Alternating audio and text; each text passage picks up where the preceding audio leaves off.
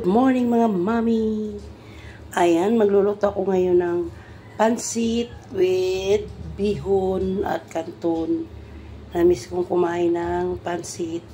So ayan, nakahanda na yung aking lulutuin. Ayan, repolyo, carrots, bawang sibuyas at oyster, tapos magic, pamintang powder, hipon at kikiam, tapos atay ng manok. So, ayan, mag-umpisa na tayong magluto. Ito, inano ko muna sa tubig para lumambot yung bihon. So, ayan, magluluto na tayo ng pansit. Mantika.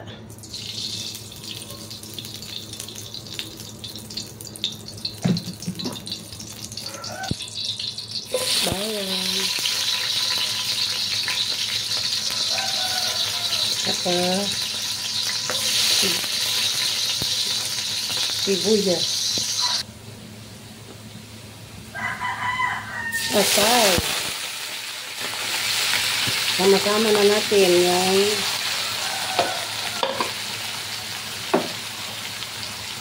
at saka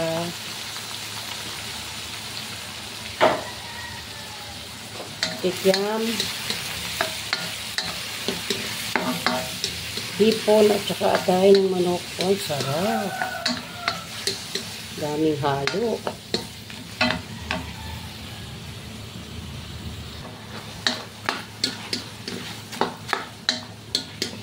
Ng powder na paminta.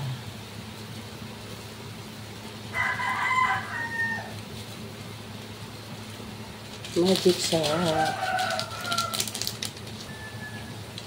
Oyster.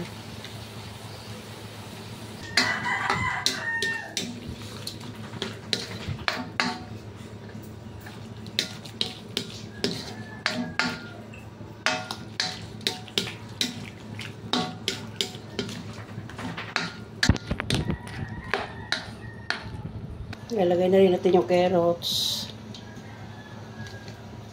Ilagay na natin yung repolyo. Tsaka kanton pala. Sorry. Kanton.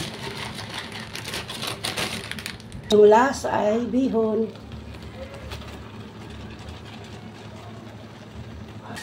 So, ayan na guys. Naluto na ang ating pansit bihon na may kanton.